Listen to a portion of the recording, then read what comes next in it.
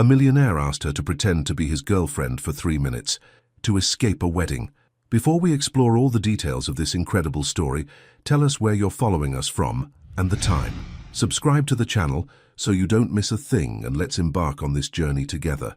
Some lies are born out of desperation, and tonight, Elian Mercer was about to tell the biggest one of his life. The crystal chandeliers of the Beverly Hills Art Center cast golden shadows across marble floors, while Los Angeles's elite mingled beneath million-dollar installations. Elian stood motionless near a contemporary sculpture, his tailored charcoal suit impeccable, his expression unreadable. At 34, he had mastered the art of appearing composed, while his world crumbled around him. "Ladies and gentlemen," his mother's voice cut through the ambient chatter like a blade. Vivienne Mercer, draped in emerald silk and decades of social authority, had commandeered the microphone. "I have the most wonderful announcement to share." Elian's stomach dropped. The champagne flute in his hand trembled imperceptibly. "My son Elian, the brilliant mind behind tonight's breathtaking curation, has just gotten engaged to the lovely Penelope Ashworth." The room erupted in applause. Camera flashes burst like lightning. Reporters materialized from thin air, smartphones raised, broadcasting live to thousands. Elian watched in horror as Penelope, blonde, pristine, and completely complicit, glided toward him with a predatory smile. This wasn't happening. This couldn't be happening. His carefully constructed life, built on quiet excellence and strategic invisibility, was being dismantled in real time. The art world respected him for his discretion, his ability to let the work speak louder than the man. Now his mother had turned him into tabloid fodder. Penelope reached for his arm, her manicured fingers cold against his sleeve.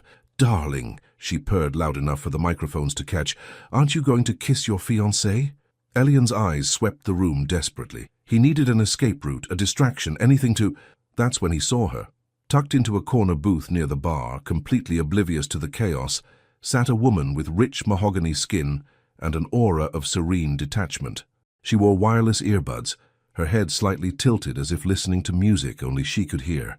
Her natural hair was styled in elegant locks pulled back from her face, revealing high cheekbones and the kind of bone structure that belonged in Renaissance paintings. She was stunning in a way that felt effortless. No desperate attempt to command attention, no calculated poses for cameras, just presence, pure, magnetic presence. More importantly, she was alone, and she had no idea who he was. Without a second thought, Elian broke free from Penelope's grasp and strode across the gallery floor. Conversations parted around him like water. The cameras followed his movement, confused but captivated. The woman looked up as his shadow fell across her table. Up close, her beauty was even more striking. Luminous skin, intelligent dark eyes, and a slight furrow between her brows that suggested she was trying to process why a stranger in an expensive suit was hovering over her booth. She pulled out one earbud. "Can I help you?" Her voice was warm honey with just a hint of wariness. Smart woman. Elian leaned down, close enough that the cameras couldn't read his lips, close enough to catch the faint scent of vanilla and jasmine in her hair. "I need you to pretend to be my girlfriend," he whispered urgently. "Just for 3 minutes. Please."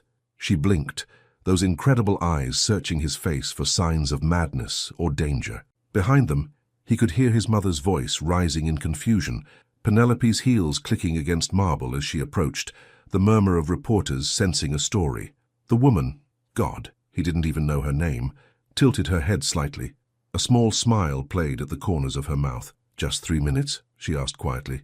3 minutes, he confirmed. She stood with fluid grace, revealing a figure that the simple black dress she wore couldn't diminish. As she rose, she pulled out her other earbud and tucked them both into a small clutch. "I'm Callie," she said, extending her hand as if they were meeting at a perfectly normal cocktail party. Elian. His relief was so intense, he almost forgot they had an audience. She stepped closer, close enough that her hand could rest naturally on his chest. To anyone watching, they looked like lovers sharing an intimate moment. "So," Callie murmured, her eyes dancing with mischief, "what exactly did I just agree to?"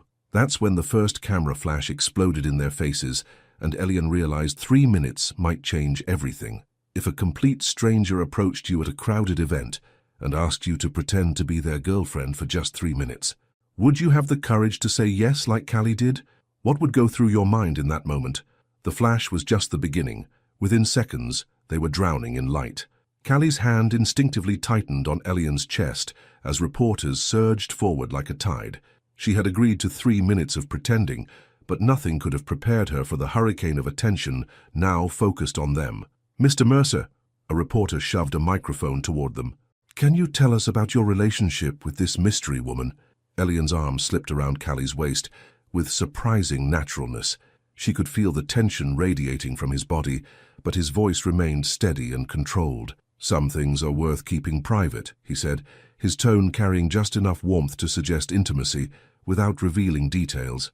Callie tilted her head up to look at him, and for a moment she forgot they were performing. There was something vulnerable in his eyes, a gratitude so profound it made her chest tighten. This wasn't just about escaping an unwanted engagement. This man was drowning. "Darling," she heard herself say, the endearment rolling off her tongue like they'd been together for years. "Didn't you promise to show me the installation in the East Wing?" It was a perfect exit line. Elian's relief was palpable as he guided her through the crowd, his hand warm and protective at the small of her back. She caught glimpses of faces as they moved, his mother's shocked disapproval, a blonde woman who must be the discarded fiancé burning with fury, art patrons whispering behind champagne flutes. They slipped through a service corridor behind a Frank Stella painting, finally finding silence in a small preparation room filled with bubble wrap and art transport cases. Callie leaned against a workbench, suddenly aware that her heart was racing. "Thank you," Elian said quietly, running a hand through his dark hair. "I'm sorry, I know that was insane," Callie supplied, but she was smiling. "Yeah, it really was." In the harsh fluorescent light, she could study him properly for the first time.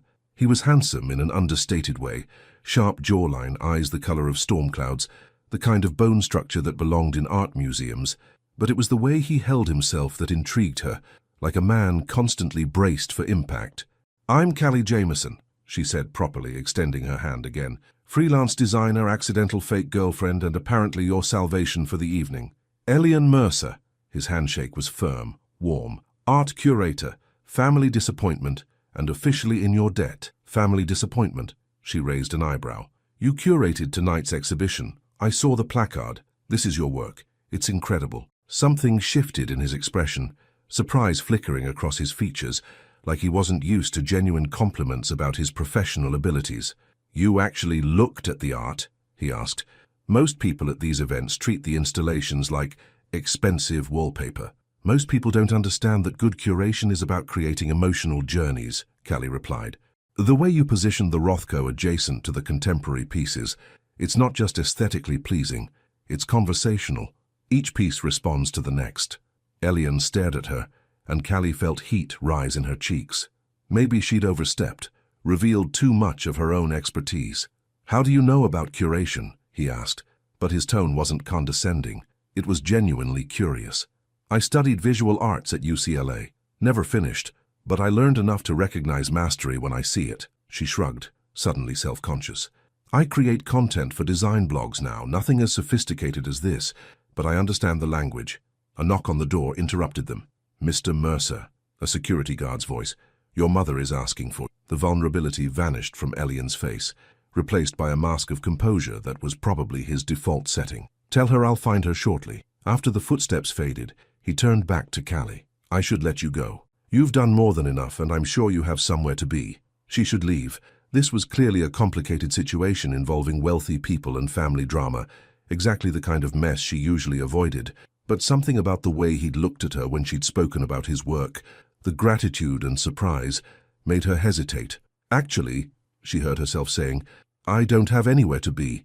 My friend Tanya invited me tonight, but she disappeared with some gallery owner an hour ago. I was planning to call a rideshare home." "I could give you a ride," Elian offered quickly, then caught himself.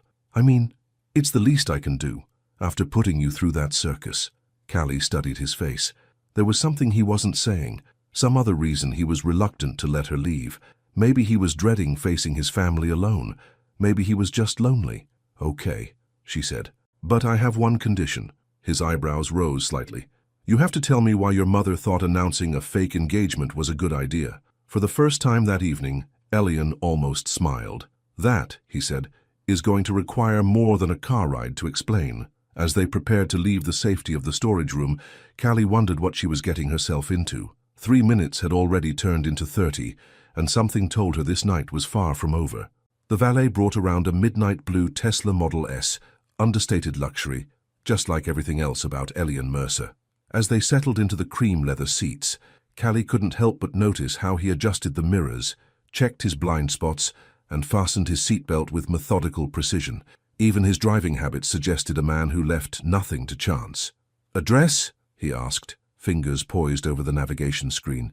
"Koreatown, the Wilshire building on 6th Street. She watched his eyebrows rise slightly. "Not what you expected." "I don't know what I expected," he admitted, pulling into traffic. The city lights painted streaks across the windshield as they headed east. "I realize I know absolutely nothing about the woman who just saved my life." Callie laughed, a sound that seemed to surprise him with its genuine warmth. "Saved your life? That's a bit dramatic, don't you think? You didn't see my mother's face when she announced that engagement." Elian's grip tightened on the steering wheel. "Vivian Mercer doesn't make suggestions, she makes declarations. In her mind, my marriage to Penelope Ashworth was already decided. Without asking you? Asking implies I have a choice in family matters." His voice carried years of resignation. "The Ashworths collect contemporary art. We curate it.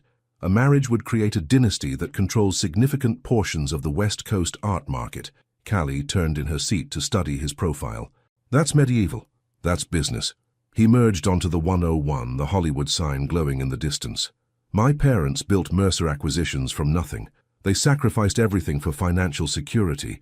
In their world, love is a luxury we can't afford." The vulnerability in his voice made Callie's chest ache. She'd grown up with parents who struggled financially, but never doubted their love for each other or for her. The idea of treating marriage like a corporate merger felt alien and heartbreaking.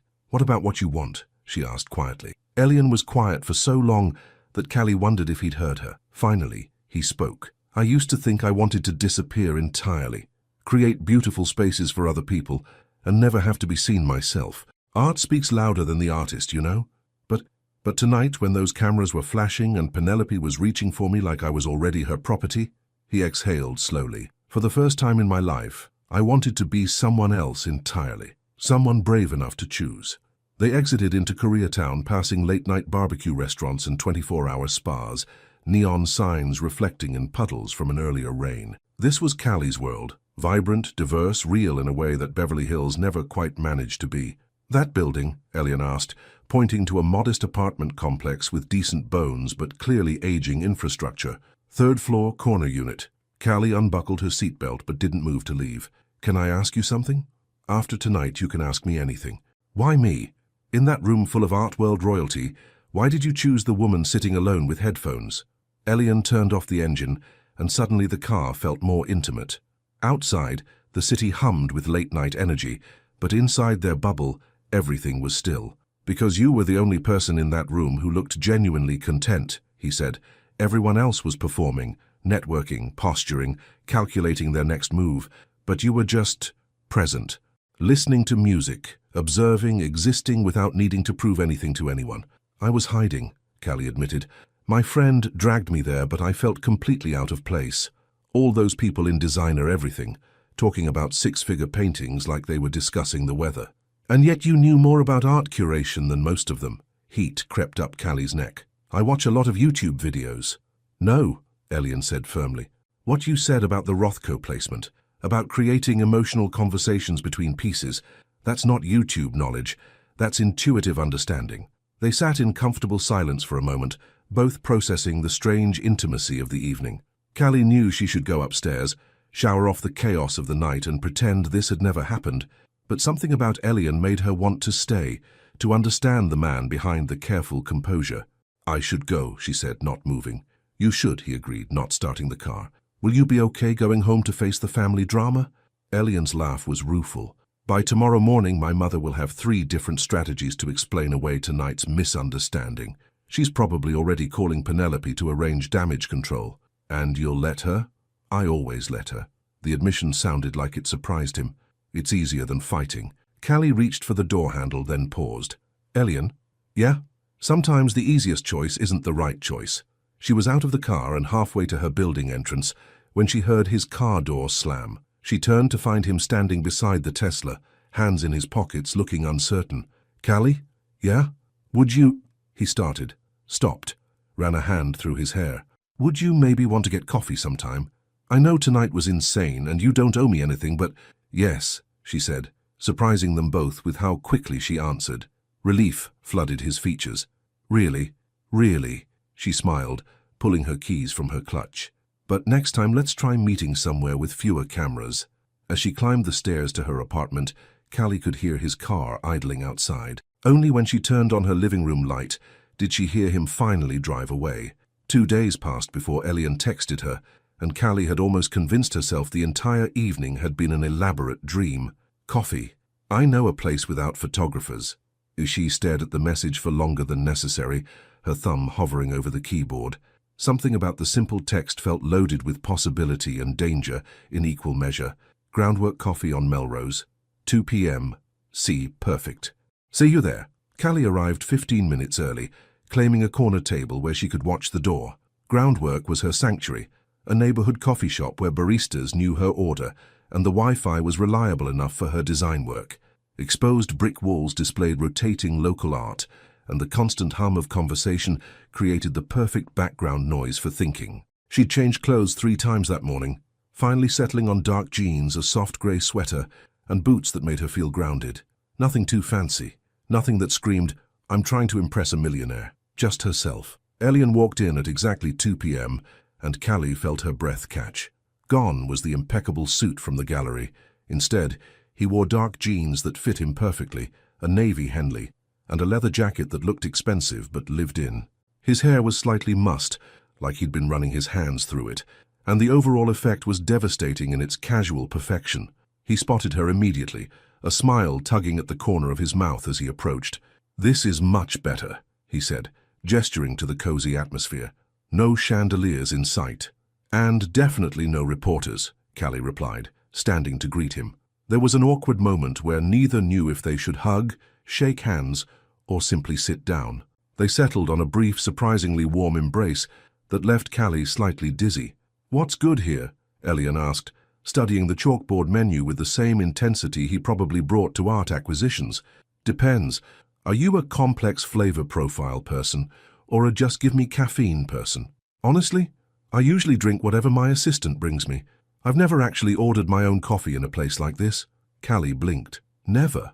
My world is very curated. Someone else handles the mundane details so I can focus on the work. He looked almost embarrassed by the admission. I realize how that sounds. It sounds lonely, Callie said without thinking, then caught herself. Sorry, I didn't mean to… No, you're right. He ran a hand through his hair, that gesture she was beginning to recognize as his tell when he felt vulnerable. It is lonely. I just never admitted it before. They approached the counter together, and Callie watched Elian study the menu with genuine curiosity. The young barista, a guy with full-sleeve tattoos and gauged ears, looked like he was trying to place Elian's face. I'll have what she's having, Elian said, nodding toward Callie. 2 oat milk cortados with an extra shot, Callie told the barista, then smiled at Elian. Trust me. As they waited for their drinks, Elian examined the art on the walls. Watercolors by a local artist depicting everyday LA scenes. Bus stops, laundromats, corner stores, all rendered with loving detail. These are beautiful, he said, pausing in front of a painting of a woman waiting for the metro, her face illuminated by her phone screen. There's something honest about them. No pretense. The artist's name is Diego Fuentes. He comes in here every Tuesday to work on his laptop. Sells insurance during the day, paints at night. Callie accepted their coffees from the barista with a smile. He told me once that he paints ordinary moments because they're the ones we forget to notice. Elian followed her back to their table, still processing her words. You know the artist personally? I know a lot of the regulars here. Mrs. Chen, who comes in every morning for her green tea latte. She's writing a memoir about growing up in Taiwan. Jordan, the guy who just made our coffee, is saving money for film school. This place is full of stories. They settled into their seats, and Elian took his first sip of the cortado. His eyebrows rose in surprise. This is incredible. Right. You've been missing out on one of life's simple pleasures. Callie wrapped her hands around her mug, studying his face. Can I ask you something? Shoot. What happened after you dropped me off? With your family? Elian's expression darkened slightly. My mother called an emergency family meeting.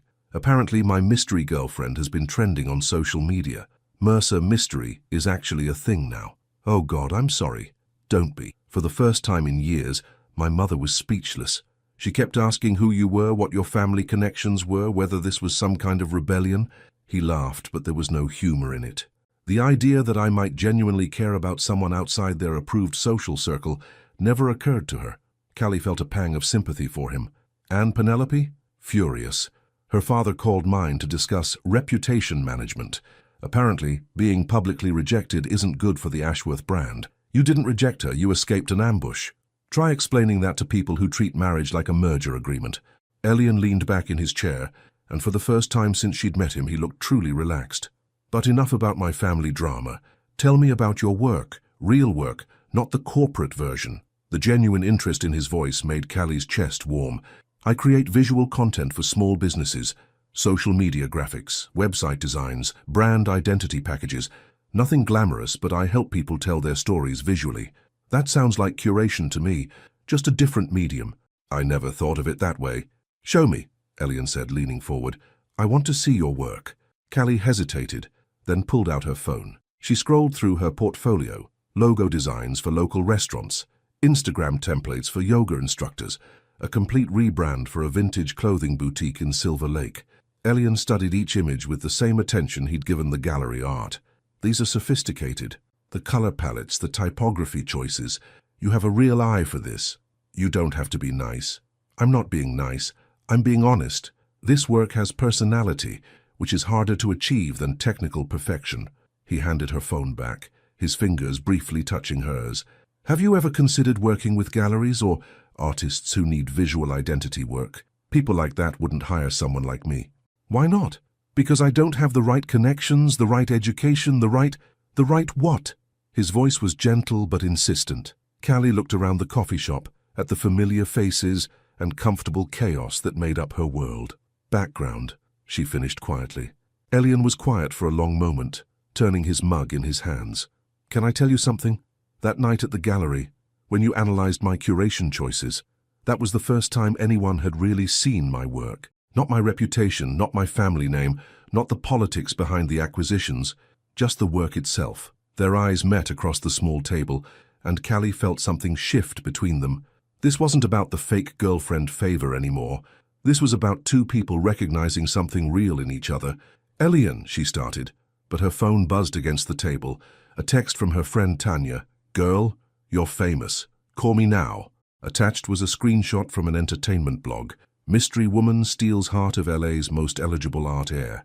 Callie's stomach dropped as she read the headline, then looked up to find Elian watching her with growing concern. How bad is it? Elian asked, reading the concern in Callie's expression. She turned her phone screen toward him, and his face went ashen. The blog post featured a grainy but recognizable photo of them from the gallery, his arm around her waist, her hand on his chest, both of them looking intimately absorbed in each other. The article was worse than the headline suggested. It speculated about her identity, her background, even included screenshots from her social media accounts. Someone had done their homework. They found my Instagram, Callie said, her voice tight with disbelief. My LinkedIn. They're calling me a social climber from the wrong side of LA. Elian's jaw clenched as he read. Sources close to the Mercer family question whether this mystery woman has ulterior motives, he quoted. Penelope Ashworth, daughter of prominent art collector Harrison Ashworth, declined to comment but was seen leaving the Mercer estate this morning. Penelope was at your house? My parents' house, Elian corrected grimly. Damage control meetings, probably. This is exactly what I was trying to avoid. Callie's phone buzzed again, then again. Text messages, missed calls, Instagram notifications. Her quiet life was being invaded in real time. I should go, she said, starting to gather her things. This was a mistake. I'm sorry I got you into more trouble with your family. Wait. Elian caught her wrist gently as she stood. You didn't get me into anything. I dragged you into this mess, and now it's affecting my life too. Callie's voice was steady, but he could see the worry in her eyes. I have clients, Elian, small business owners who trust me with their brands. If this turns into some kind of scandal, it won't, he said firmly. I'll call my publicist. We'll issue a statement that we're just friends, that the media misinterpreted. A statement? Callie laughed, but there was no humor in it. You really think it's that simple? That you can just tell the internet to stop being interested?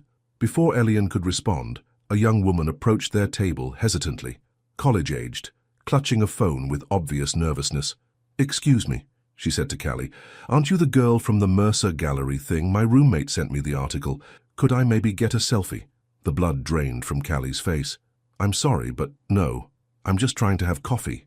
Come on, just one quick pic. You're like famous now." She said no. Elian's voice carried a quiet authority that made the girl step back. "Please respect our privacy." The girl retreated, but not before Callie noticed her taking photos from across the room. Other customers were starting to look their way, some whispering and pointing. "This is insane," Callie muttered, pulling on her jacket. "I need to get out of here." They left the coffee shop together, but the parking lot offered no sanctuary. A photographer with a long-lens camera was positioned across the street, and he immediately started shooting as they emerged. "My car," Elian said, guiding her toward the Tesla with protective urgency. Once they were safely inside with tinted windows shielding them, Callie leaned back against the headrest and closed her eyes. "This morning I was a normal person.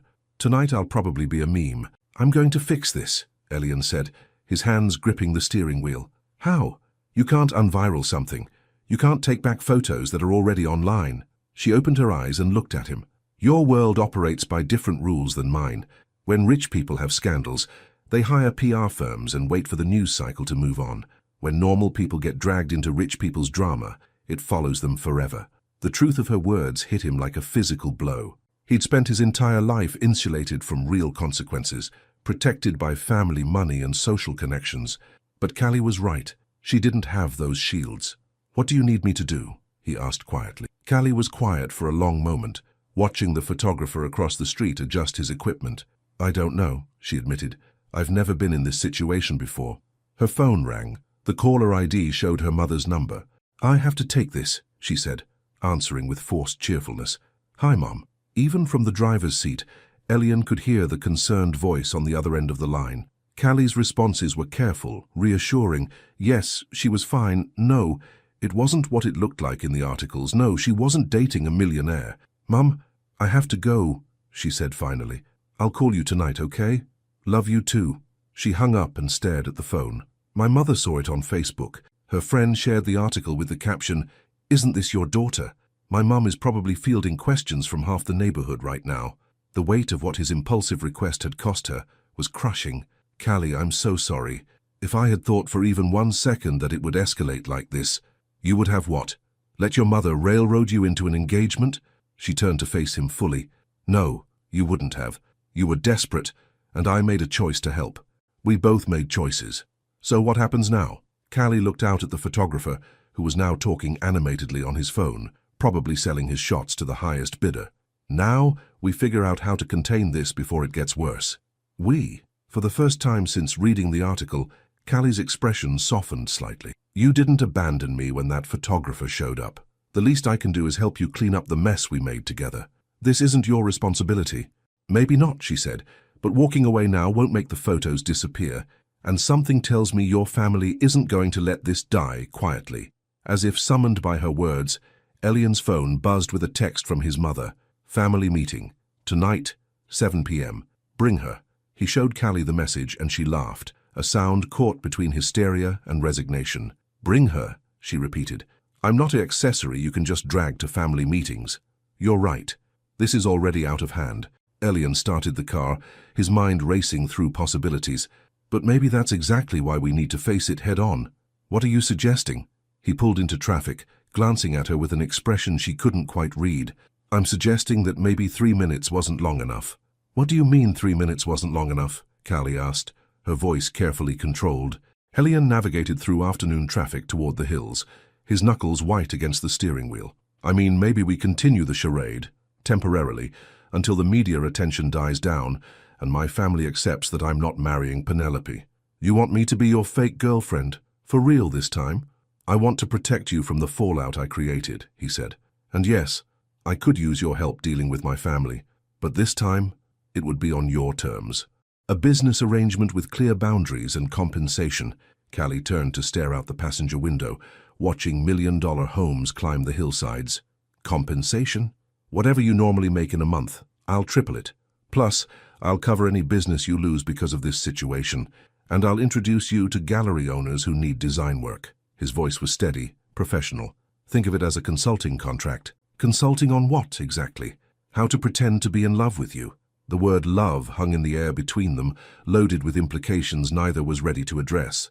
Consulting on how to be myself, Elian said quietly. 2 hours ago I ordered my own coffee for the first time in years. You made me realize how much of my life I've handed over to other people's expectations. They pulled into a scenic overlook above the city, LA sprawling endlessly below them in the golden afternoon light. Elian parked and turned off the engine, but neither moved to get out. How long are we talking about? Callie asked. A few weeks, maybe a month, just long enough to convince everyone that this is real, and then we can have a quiet mutual breakup. You go back to your life, I go back to mine, and my mother finds a new project to obsess over. And in the meantime, we attend a few events together. Family dinners, gallery openings, nothing too demanding. He paused, studying her profile. I know it sounds crazy. It sounds insane, Callie corrected. But then again, so did helping a stranger at a gallery, and I've already done that. She was quiet for a long moment, weighing the impossibility of the situation against the very real problem they both faced. The media attention wasn't going to disappear just because they wanted it to. If anything, a sudden end to their supposed relationship would only fuel more speculation. What about your family? She asked. They're going to see right through me. My mother is many things, but perceptive about genuine emotion isn't one of them. She'll be too busy analyzing your social connections and bank account to question whether our feelings are real. That's depressing. That's my family. Elian's smile was rueful. Look, I understand if this is too much. You didn't sign up for family drama and fake relationships.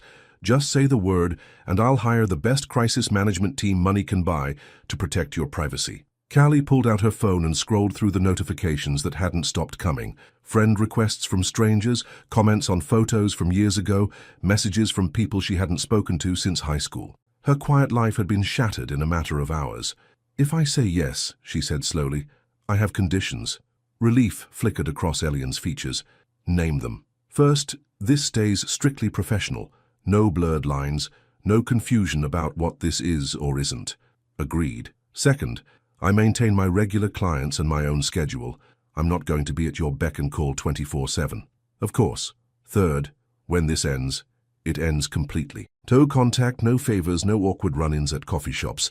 Clean break. Something shifted in Elian's expression at the last condition, but he nodded. Understood. And fourth, Callie continued, you help me figure out how to explain this to my family and friends. I'm not going to lie to the people I care about, but I can't exactly tell them I'm fake dating a millionaire for money either. We'll figure out a story that works, he promised. Something close to the truth. That we met at the gallery, hit it off, and decided to see where it goes. Callie leaned back against the headrest, still processing the surreal turn her life had taken. This is the craziest thing I've ever agreed to. Is that a yes? She looked at him, really looked at him. There was something vulnerable in his grey eyes, a hopefulness that went beyond just needing her help with his family situation. For all his wealth and sophistication, Elian Mercer seemed fundamentally lonely, trapped in a life that looked perfect from the outside, but felt empty from within. It's a yes, she said, but we need to establish some ground rules about public appearances. I'm not comfortable with too much physical contact, and I'm definitely not kissing you for cameras. No kissing, Elian agreed quickly. Hand-holding, maybe an arm around your shoulder at events. Nothing more intimate than what people would see in the early stages of dating. And how exactly do we practice being convincing without being convincing? The question hung between them, loaded with the awareness that they were attracted to each other despite the artificial nature of their arrangement. The chemistry they'd felt at the coffee shop hadn't been fake. We'll figure it out as we go, Elian said. Trial by fire. His phone buzzed with another text from his mother, this one more insistent. Elian, 7 o'clock, don't make me send a car.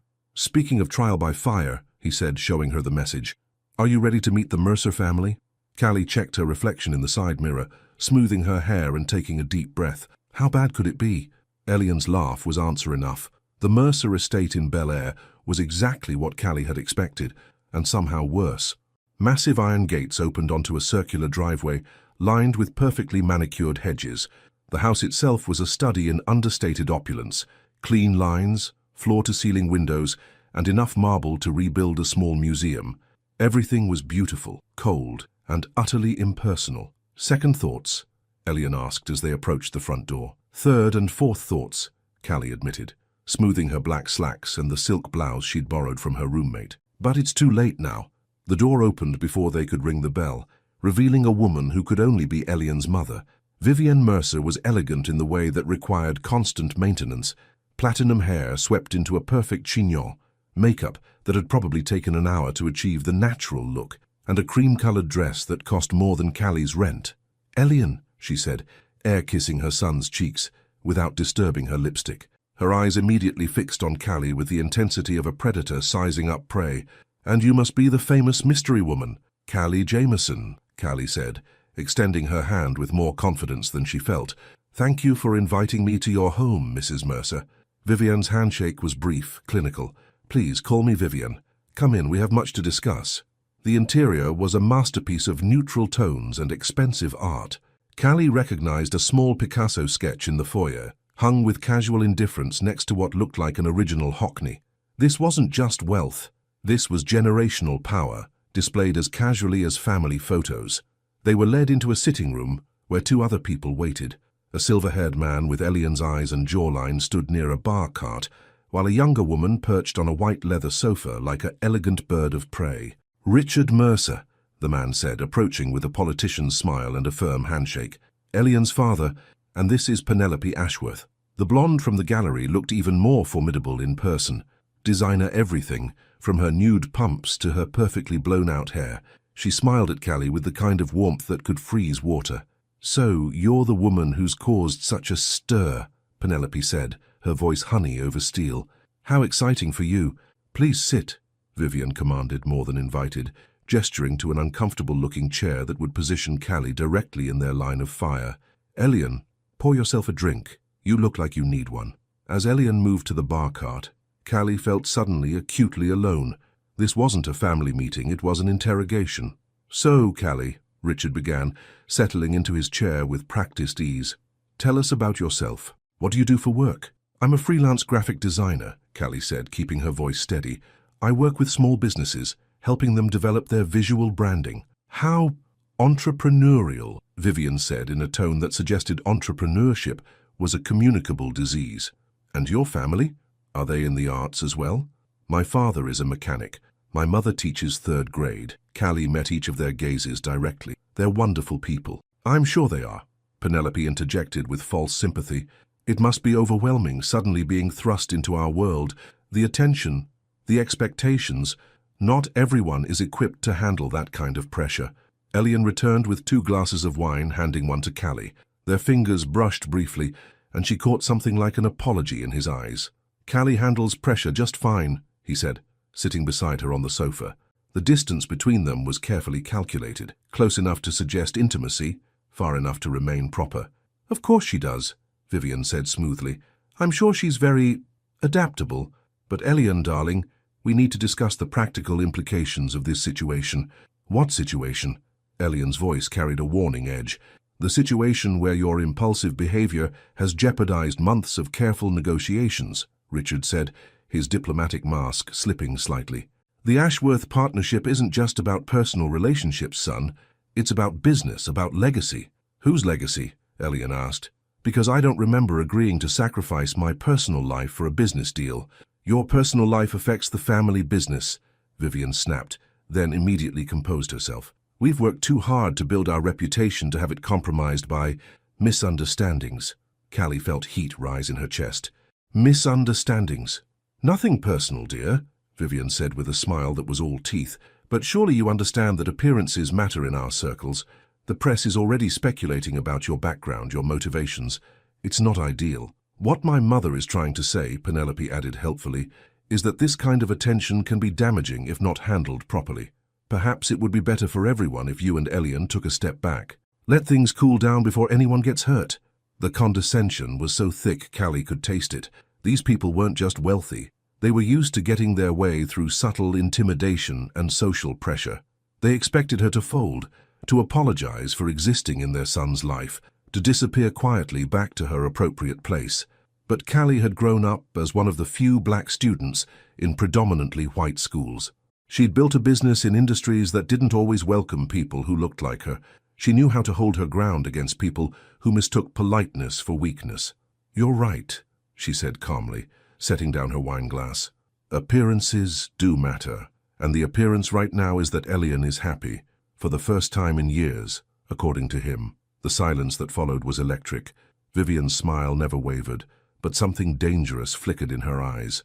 Happiness is wonderful, she said finally, but it's often temporary. Compatibility, on the other hand, is practical, sustainable. Are you saying we're not compatible? Callie asked. I'm saying that love isn't always enough, Richard interjected. Different backgrounds, different expectations, different social circles, these things matter more than young people want to admit. Dad, Elian's voice was quiet but firm. That's enough. Is it? Vivian leaned forward slightly. Because I've done some research, Callie. You're clearly intelligent, clearly attractive, but you've never moved in our social circles. You don't understand the pressures, the obligations, the sacrifices required. Are you really prepared for that kind of life? The question hung in the air like a challenge. Callie could feel all of them watching her, waiting to see if she would crack under the weight of their scrutiny. Instead, she smiled, the same serene expression she'd worn at the gallery when Elian first approached her. Mrs. Mercer, she said quietly, are you prepared for the possibility that your son might choose happiness over obligation? The room went dead silent, and Callie knew she had just declared war. The silence stretched until it became unbearable. Then Vivian Mercer began to laugh, a sound like crystal breaking. Well, she said, setting down her wine glass with deliberate precision, you certainly don't lack courage. I'll give you that. Richard cleared his throat uncomfortably, while Penelope's perfect composure finally cracked, revealing something cold and sharp underneath. Elian, however, was staring at Callie with something that looked dangerously close to admiration. Courage is admirable, Vivian continued, but it's not always wise. You're playing a game where you don't know the rules, dear. Then maybe it's time to change the game, Callie replied evenly. Enough. Elian stood abruptly, his hand finding Callie's shoulder. This conversation is over. Sit down, Elian, his father commanded, in a voice that probably moved boardrooms and closed million-dollar deals. We're not finished. Yes, we are. Elian's tone brooked no argument. Callie is my guest, and you're treating her like a hostile witness. We're treating her like someone who's disrupted our family, Vivian shot back, her mask of politeness finally slipping. Do you have any idea what this circus has cost us? The Ashworth deal is hanging by a thread because of your dramatic little stunt. Then let it fall, Elian said, and the words dropped into the room like a bomb. I never agreed to that deal in the first place. Penelope stood up so quickly, her wine glass nearly toppled. Elian, you're being irrational. We've known each other since childhood. Our families have been planning this for years. You've been planning this, he corrected. I've been enduring it. The raw honesty in his voice made Callie's chest ache. She could see the years of suppressed frustration, the weight of expectations he'd never asked for, the slow suffocation of living someone else's version of his life. Son, Richard's voice carried a warning, think carefully about what you're saying. Emotions fade. Business relationships last generations. Maybe that's the problem, Elian replied. Maybe I'm tired of living for generations of dead men's expectations. Vivian rose from her chair with the fluid grace of a predator. You're 34 years old, Elian. It's time to stop acting like a rebellious teenager and start thinking like the heir to this family's legacy. What if I don't want to be the heir? The question landed like a physical blow. Even Callie felt the shock of it ripple through the room. This wasn't just about a fake relationship anymore. This was about a man finally speaking truths he'd buried for decades. You don't mean that, Vivian said, but for the first time she sounded uncertain. Don't I? Elian moved closer to Callie, his presence protective and warm. For the first time in years, I'm making my own choices. And if that threatens your business deals, maybe the problem isn't me. Your choices. Penelope's voice rose an octave. Is that what she is? A choice? Some kind of rebellion against everything your family has built? Penelope, Callie said quietly, drawing all eyes to her. Can I ask you something? The blonde woman nodded, clearly not trusting her voice. Do you actually want to marry Elian, or do you just want to marry the Mercer name? The question hung in the air like an accusation. Penelope's mouth opened and closed soundlessly, her perfect composure finally shattered completely. We're compatible, she stammered. We understand each other's worlds. That's not what I asked, Callie pressed gently. Do you love him? Love is... Penelope glanced desperately at Vivian, then at Richard. Love is a luxury. Partnership is practical. That's the saddest thing I've ever heard, Callie said, and she meant it. What would you know about it? Vivian snapped. You've never had to make sacrifices for something bigger than yourself, haven't I? Callie stood, matching the older woman's energy. I've spent my entire life proving myself in rooms where people assumed I didn't belong. I've built a business from nothing because no one was going to hand me opportunities. I've sacrificed comfort and security to pursue something I believed in. The difference is, I chose my sacrifices. And what exactly are you choosing now? Richard asked, his lawyer's instincts sensing weakness. A man you barely know, a lifestyle you're not prepared for, or are you just choosing the money that comes with it? Callie felt Elian tense beside her, and she realized this was the moment that would define everything. They were all waiting for her to reveal her true motivations, to prove their worst assumptions about her character. Instead, she looked directly at Elian, seeing past the expensive clothes and family legacy to the man who'd asked a stranger for help, who'd spent the afternoon learning to order his own coffee, who'd defended her against his own family's prejudices. I'm choosing honesty, she said, something that seems to be in short supply in this house. How dare you? Vivian began, but Elian cut her off. She's right, he said quietly. We haven't been honest about anything.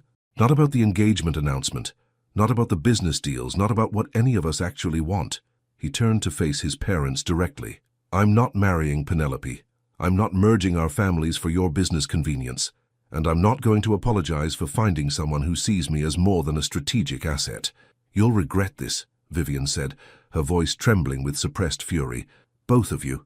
This infatuation will fade, and when it does, you'll realize what you've thrown away. Maybe, Elian said, but at least it will be my choice to regret. He took Callie's hand, a gesture that felt more real than anything they'd practiced, and headed toward the door. If you walk out that door, Richard called after them, don't expect us to clean up the mess when this all falls apart.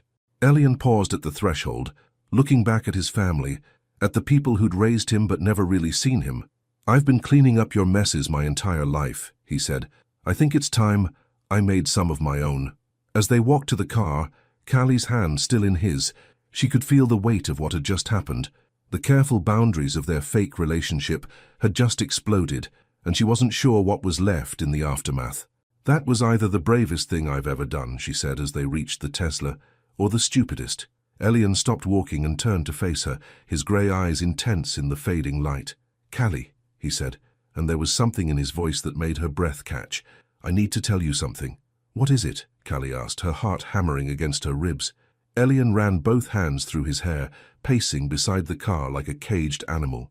The security lights from his parents' house cast long shadows across the driveway, and in the distance, the city sparkled like scattered diamonds. This isn't fake anymore, he said finally, his voice rough with emotion. At least not for me. The words hung between them, dangerous and electric. Callie felt the ground shift beneath her feet, all their careful boundaries crumbling in an instant. Elian, I know we said this was business. I know we had rules and conditions and a clean exit strategy.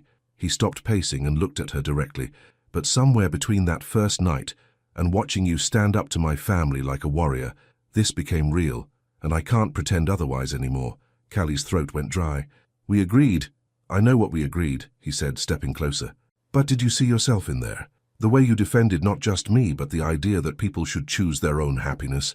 The way you made Penelope question everything she thought she wanted. I was just being honest. Exactly. His eyes were intense, searching her face.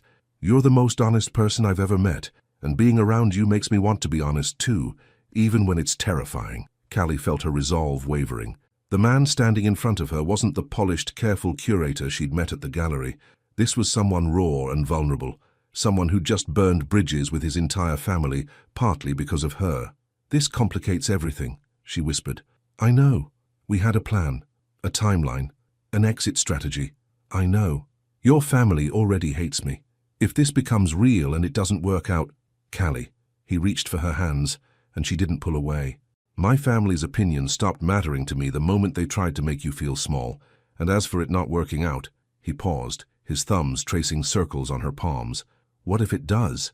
The question was terrifying in its simplicity. What if it did work out? What if this strange, impossible connection they'd stumbled into was actually the beginning of something extraordinary? Before she could answer, her phone buzzed, then buzzed again and again. The vultures are circling, she said, pulling out her phone to see a dozen new notifications. Someone had filmed them leaving the Mercer estate, and the internet had exploded with speculation about the family confrontation. TMZ is calling it a dramatic showdown, she read aloud. Sources close to the family suggest tensions reached a breaking point during a heated dinner meeting. Sources close to the family, Elian repeated bitterly. Probably Penelope. She's always been friendly with gossip bloggers. Another notification popped up, this one from a number Callie didn't recognize. A text message with a photo attached. Her stomach dropped as she opened it. It was a picture of her apartment building, taken from across the street. The message read, "Exclusive interview opportunity. Very generous compensation. Call me." "They found my address," she said, showing Elian the text. "There are probably photographers there right now." Elian's jaw clenched. "You're not going home tonight. It's not safe. Where am I supposed to go? I can't afford a hotel indefinitely, and I'm not going to hide forever. You'll stay with me." The offer was immediate, protective, and completely inappropriate given their complicated situation. "Elian, if I stay at your place, the media will have a field day. Mystery girlfriend moves in after family drama. Can you imagine the headlines?" "I don't care about headlines anymore," he said fiercely. "I care about keeping you safe." They stood in the circular driveway, caught between his family's disapproval and the media's hunger, and Callie realized that their fake relationship had backed them into a very real corner. "This is exactly what your mother warned me about," she said quietly. "The pressure, the scrutiny, the impossible choices. Maybe she was right. Maybe I'm not equipped for this." "Don't," Elian's voice was sharp. "Don't let them make you doubt yourself. You handled that room better than I've ever seen anyone handle my family. You're stronger than any of us. But am I strong enough for this?" She gestured between them, encompassing everything. The attraction they could no longer deny. The media circus, the family drama, the impossible logistics of two people from completely different worlds trying to build something real. Elian was quiet for a long moment, studying her face in the security lighting. When he spoke, his voice was softer, more vulnerable than she'd ever heard it. "I don't know," he admitted. "I've never tried to build something real before. My whole life has been about maintaining appearances, meeting expectations, playing roles. But with you," he paused, searching for words. "With you, I want to try." A car door slammed somewhere in the distance, followed by voices and the click of camera equipment. The photographers had found them. "We need to go," Elian said urgently, moving toward the driver's side. "Decide later. Safety first." As they drove away from Bel Air with paparazzi following at a discreet distance, Callie stared out at the city lights and tried to process everything that had changed in the span of one evening. She'd come to this dinner as his fake girlfriend, playing a role to help him avoid an unwanted engagement. Now she was something else entirely, a woman caught between her carefully controlled life and the terrifying possibility of something she'd never expected to find. "Where are we going?" she asked, as Elian took an exit she didn't recognize. "Somewhere we can think," he said. "Somewhere quiet." And then he glanced at her, and even in the dim light of the car, she could see the hope and fear warring in his expression. "Then we decide if we're brave enough to find out what happens when the pretending stops." Elian drove them to the Griffith Observatory, parking in the nearly empty lot, as Los Angeles spread out below them like a constellation fallen to Earth. At this hour, the iconic building was closed, but the view remained breathtaking. Millions of lights twinkling in the darkness, each one representing a life, a story, a choice. They sat in silence for several minutes, both processing the weight of everything that had shifted between them. "I used to come here when I was younger," Elian said finally, his hands still gripping the steering wheel. "Whenever my parents' expectations felt suffocating, I'd drive up here and remind myself that there was a whole world beyond their plans for me." "Did it help?" Callie asked softly. "Sometimes, but I always went back." He turned to look at her, his expression raw with honesty. "I always chose the safe path, the expected path, even when it was killing me slowly." Callie unbuckled her seatbelt and turned to face him fully. "What changed?" "You." The answer was immediate, certain. "That night at the gallery, when you said yes to helping a complete stranger. That was the bravest thing I'd ever witnessed. And then tonight, watching you refuse to be intimidated by people who've spent their lives intimidating others." He shook his head in wonder. "You make me want to be brave, too." "I wasn't being brave," Callie said. "I was terrified. I still am." "Of what?" She looked out at the city, gathering courage to voice the fears that had been building since the moment their eyes met across that gallery. "Of this. Of you. Of the fact that what started as 3 minutes of pretending has become the most real thing in my life." Elian's breath caught. "Callie, I'm scared of wanting something I was never supposed to have, she continued, the words rushing out like a dam breaking. I'm scared of your world, of cameras and scrutiny and people who think they know what I deserve. But mostly, I'm scared of how much I care about you. The admission hung between them, vulnerable and electric. Outside, the city hummed with late-night energy, but inside their car everything was still except for the thundering of two hearts, finally admitting the truth. You want to know what scares me? Elian asked, reaching for her hand. I'm scared that I've spent 34 years sleepwalking through life, and you're the first person who's made me want to wake up. I'm scared that if I let you go, I'll spend the rest of my life wondering what if. And if we try and it doesn't work, then at least we'll know we were brave enough to try. His thumb traced over her knuckles, a touch that sent electricity up her arm. Callie, I know this is complicated. I know the timing is terrible and the circumstances are insane. But I also know that I've never felt about anyone the way I feel about you. How do you feel about me? She whispered. Elian was quiet for a moment, choosing his words carefully. Like I've been holding my breath my entire life, and you're the first person who's made me remember how to breathe. The metaphor was so beautiful, so perfectly him, that Callie felt tears prick at her eyes. That's terrifying and wonderful and completely impossible. Most worthwhile things are. They sat in silence again, hands intertwined, both feeling the weight of the decision before them.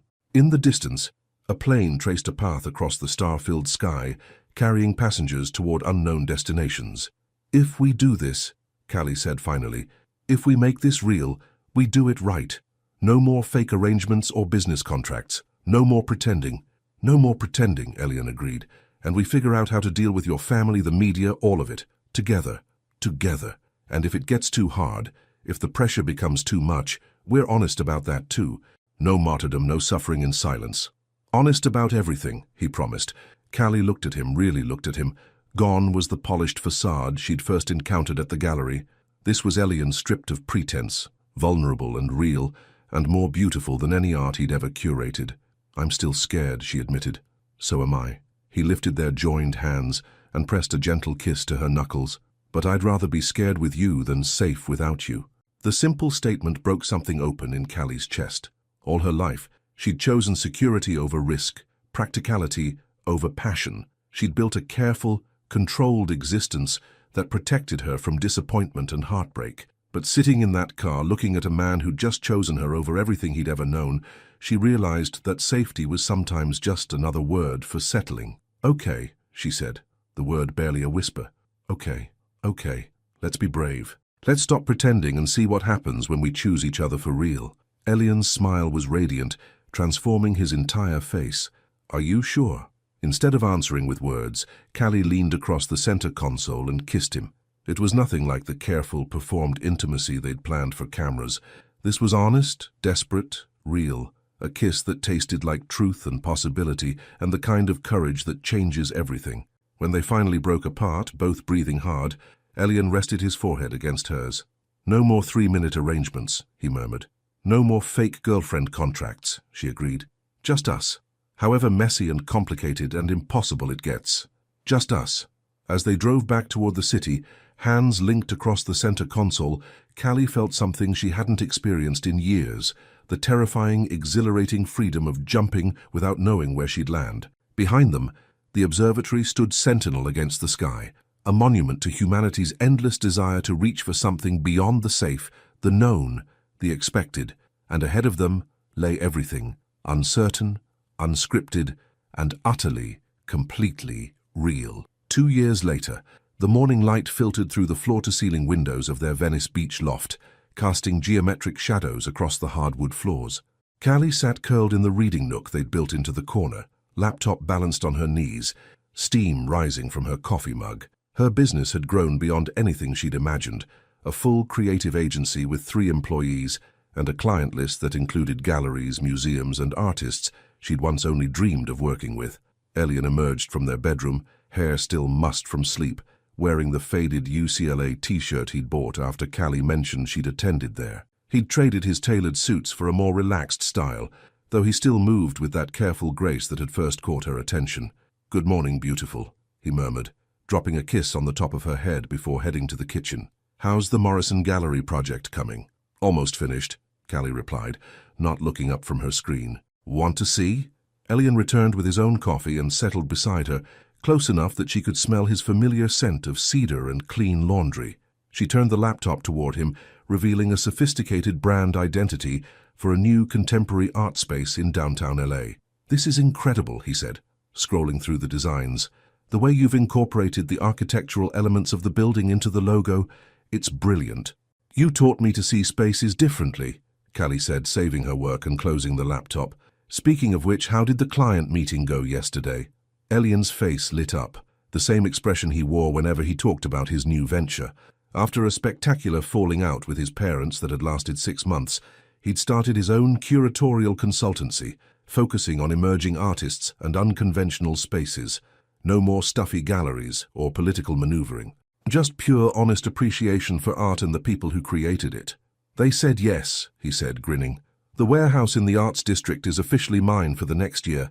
We're going to transform it into something nobody's ever seen before." Callie squealed and threw her arms around his neck, knocking over her coffee mug in the process.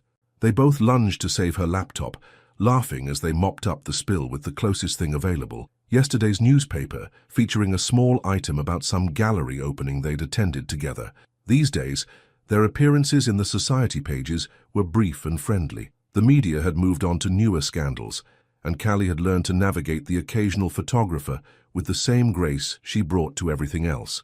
She'd never be comfortable with the attention, but she'd discovered that love made many impossible things bearable. "I have news too," she said, settling back against him once the coffee crisis was resolved. "Good news or great news? Life-changing news?"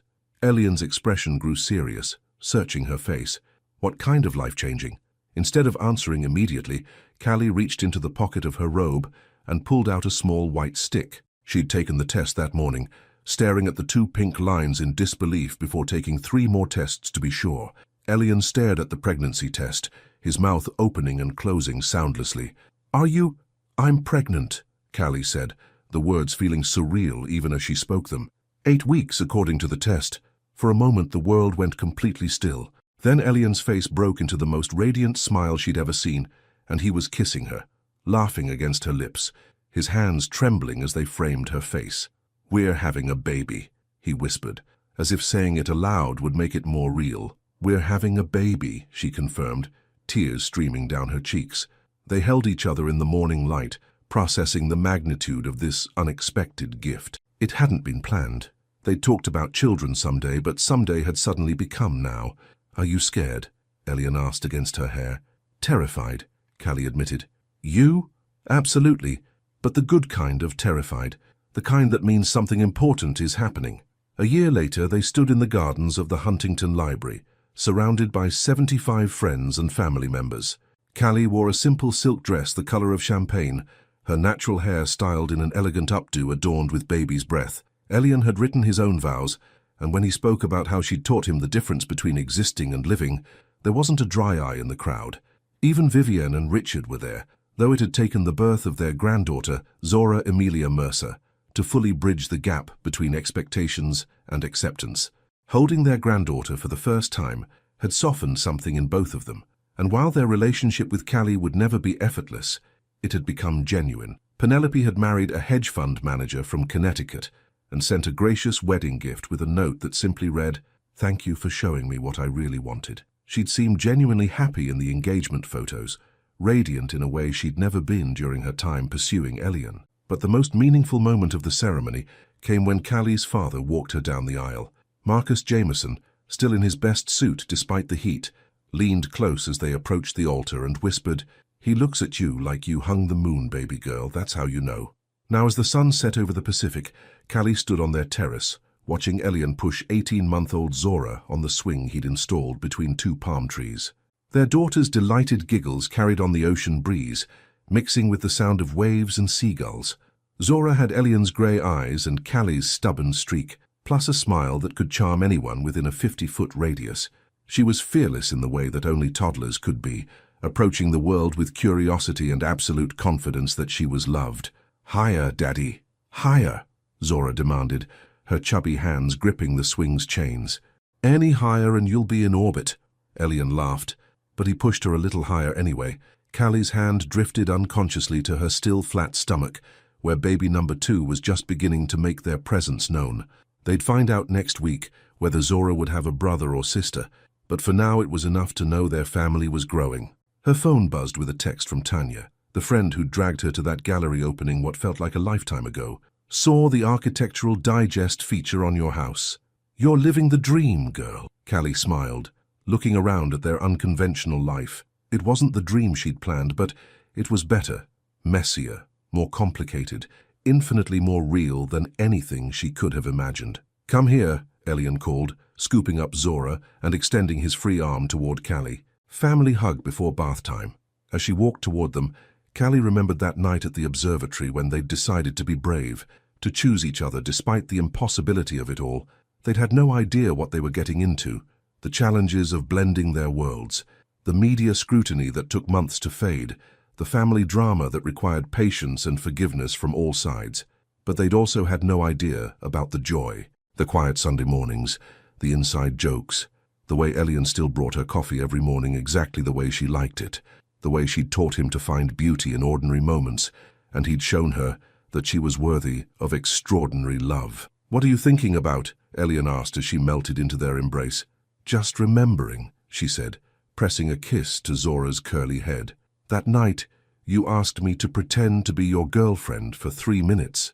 Best 3 minutes of my life," he said, kissing her temple, "though I'm pretty fond of all the minutes that came after, even the messy ones, especially the messy ones." As they headed inside for Zora's bath time, Callie caught their reflection in the sliding glass door. 3 people who'd somehow become a family, who'd chosen love over fear, truth over convenience, messy reality over perfect pretense. Sometimes the best stories began with lies that became true. Would you have the courage to say yes to 3 minutes that could change your entire life? Have you ever made a split-second decision that led to something beautiful?